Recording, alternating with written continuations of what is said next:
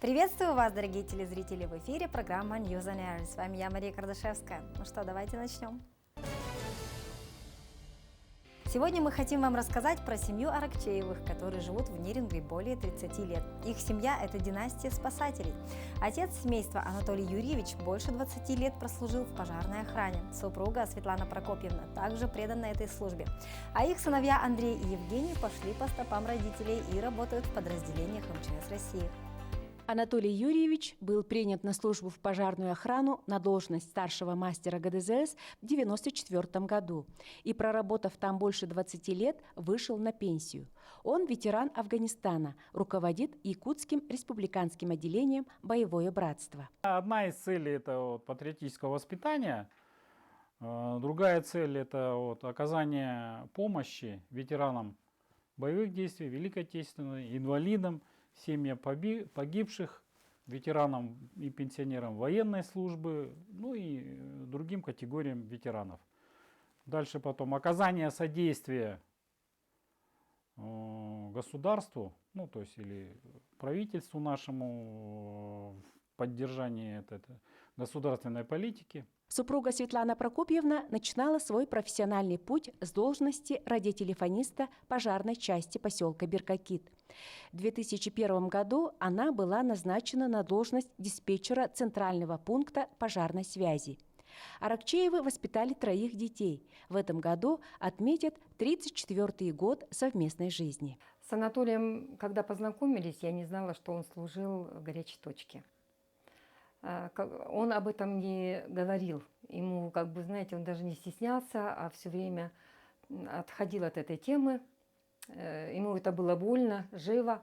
Но это очень трогательно. Когда что-то он рассказывал, это было очень трогательно. Я была, наверное, горда, что я с таким человеком познакомилась. Сильный, волевой, такой молодой, живой, красивый. Влюбилась сразу. Семья Аракчеевых – это семья с богатыми семейными традициями. Тому подтверждение – профессиональный выбор их детей. Сыновья работают в подразделениях МЧС России. Старший сын Андрей служил пожарным в пожарных частях Нерингринского пожарно-спасательного гарнизона в течение 6 лет, а с февраля 2019 года он служит в должности респираторщика Нерингринского военизированного горноспасательного взвода. Наша задача, когда, допустим, приходит беда в шахту, первым прийти на помощь и помочь. При обвалах, завалах, пожарах. Не знаю, мне нравится. Удовольствие получаю как-то. Сам процесс, помощь людям, наверное, какая-то. Если честно, когда выезжаешь на вызов, тут страшно. И все, это единственное. Сын Евгений после службы в Вооруженных силах России поступил на службу в 4-й пожарно-спасательный отряд МЧС России по республике Саха пожарным. Сейчас он трудится помощником начальника караула 1-й пожарно-спасательной части. Отец делом все показывал, преподавал здесь. Я когда пришел, у него учился. Он уже не работает, 5 или 7 лет уже не работает в пожарке, а о нем только хорошие отзывы. Какой он преподаватель был, как начальник части он был. Я думаю, достойно он отслужил в свое время. И мне приятно из-за того, что меня воспитывал такой человек. Еще в семье Аракчеевых подрастает дочь Анастасия, ей 16 лет. Все Аракчеевы – постоянные участники различных спортивных и культурно-массовых мероприятий как в Нерингринском гарнизоне пожарной охраны, так и в Нерингринском районе в целом. Бороться с опасностью – их работа. Спешить на помощь в самых экстремальных ситуациях, идти вперед, когда в панике все бегут назад, рисковать собой ради других. Для многих это больше похоже на остросюжетный фильм, а для Аракчеевых – это каждодневный труд. Тамара Игнатьева, Вадим Барашков, Нерингри. А сейчас мы хотим познакомить вас с человеком, у которого очень интересное хобби. Плотник 5-го разряда энергосбыта Константин Соколов вот уже несколько лет пишет детские сказки. Спасибо, Франция, за моду, за Диму благодарю, а нраву дух той и свобода, Дантеса одного корю. Знакомьтесь, это Константин Соколов, плотник по профессии, сказочник по призванию. В руках плотника труд, созданный годами. Это детские сказки. Впервые автор взялся за перо в 14 лет. а после армии занялся писательством профессионально. Признается, создание сказок посвящает русскому поэту Александру Пушкину, поэтическое наследие которого уже более 2 столетий волнует сердца потомков. 7 неудач подряд еще не признак постоянного провала. И пытался вот именно упорством. И первую сказку я 3 года же писал. Это же очень... Я даже не верил в это, просто пытался каждый раз садился и думал.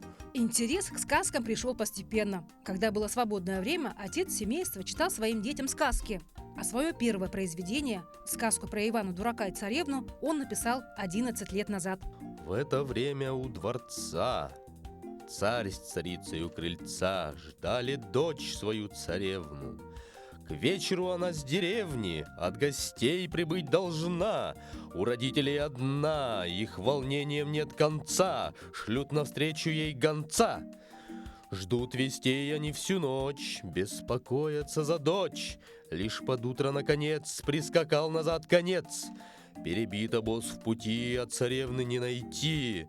Ищут войска в круг дозором, встретиться не могут с вором. По картине видно всей, это сделал злой Кощей. Сказки создаются по-разному, признается автор. Некоторые чистый экспромт, а некоторые тщательная подготовка. Самые лучшие и интересные сказки получаются, когда на подготовленную благодатную почву падают семена вдохновения, появляются первые ростки, и сказка начинает жить своей жизнью. Хороша, стройна собой, своей дивной красотой. Многие в граде покорила, но сама не полюбила. Делу своему она всей душой была верна. В этой сказке я где-то год ушел вообще в другое место. Я думал, что я пишу красиво, гениально, талантливо, а потом спустя какое-то время я отложил, где-то месяца 2 отдохнул, взялся и понял, что я пишу не то. Светлана – жена сказочника, и муза, и жесткий критик. Добрым, а иногда и острым словом поддержит, иногда и подскажет. И в горе, и в радости Светлана, как и в сказках, всегда рядом с мужем, даже тогда, когда рукописи летят в корзину. Любить, во-первых, надо человека, чем он занимается, любить его дело, помогать ему, где-то критиковать можно себе позволить. Сказки пробивают себе дорогу тяжело, признаются Соколовы, но потомок ямщиков Константин не унывает и продолжает заниматься творчеством. Свою первую сказку про Ивана Дурака и царевну Соколовы издали 11 лет назад. В основе сюжета противоборство добра и зла, хороших и плохих героев. Сказки передавались из поколения в поколение, но основной сюжет и посыл всегда одинаковы – добро побеждает зло. Так в сказках народ кодировал свою мудрость. В Солнцеграде то веселье, свадьба, где новоселье. О победе все поют, в чем не сомневались тут, если весь народ сплочен. Вторая сказка рождалась в долгих творческих муках, признается автор. Сказка о славном, чудном Солнцеграде, о рукодельнице Настасии и о молодом царевиче Павле рождалась почти 7 лет. Но это произведение, по мнению самих Соколовых, нравится читателям больше. Ведь смекалка и находчивость главного героя, царевича Павла, помогает защитить народ Солнцеграда от грозного войска и жениться на своей возлюбленной Настасии. Хотел бы, чтобы из сказок моих сделали и мультипликационный фильм, и спектакль, чтобы люди читали, жить было, чтобы интереснее. Вот благодаря этой цели я наверное, и пишу. Сказка «Ложь», давний намек, добрым молодцам урок. Сказки Константина Соколова по сюжетной линии всегда заканчиваются традиционно хорошим эпилогом. Ведь наш герой считает, что сказка – это добрый помощник не только в воспитании ребенка, но и самого себя. Ведь в реальной жизни всегда есть место удивительным событиям и чудесам. Ирина Григорьева, Иван Сорокаумов, Якутск. Сегодня день рождения отмечает долгожитель, ветеран Великой Отечественной войны, мать-героиня, почетный ветеран республики, почетный гражданин Мегино-Кангаласского улуса Арангасского наслега Матрена Киренская. Ей исполнился 101 год. Глава района вручил почетный знак долгожителя республики. Видеозвонком поздравила министр труда Елена Волкова. Матрена Киренская наравне с мужчинами с 1942 года работала на тракторе. В годы войны выдавала двойные планы. Воздушная трасса Аляска-Сибирь, благодаря самоотверженной и слаженной работе таких людей, как Матрена Киренская, приобрела репутацию одной из самых надежных в мире. У него нынче более 30 внуков и более 50 правнуков. И это в нашем районе 100 лет исполнилось уже 3 нашим старожилам.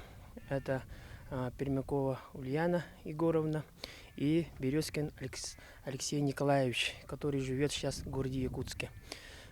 Все они родом из Жабульского наслега, и это тоже примечательно. И о спорте. С 15 по 19 июня в столице Монголии в Улан-Баторе состоится чемпионат Азии по масс-рестлингу.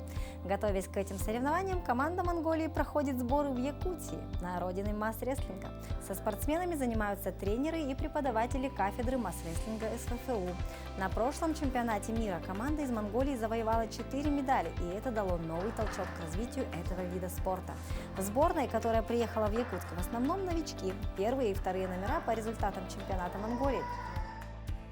Они у себя уже прошли отбор, соревновались, и в процессе однонедельной тренировки мы увидели то, что они действительно уже имеют багаж знаний, технико-тактических действий. Мы показываем, например, ушницкий говорим, а они уже наглядно показывают. То есть идет как бы процесс развития, и действительно они быстро воспринимают. Хоть есть словарные такие преграды, они по-русски не знают, мы по-монгольски не знаем. И на этом у нас пока все. Спасибо, что были с нами. С вами была Мария Кардашевская. Увидимся в эфире.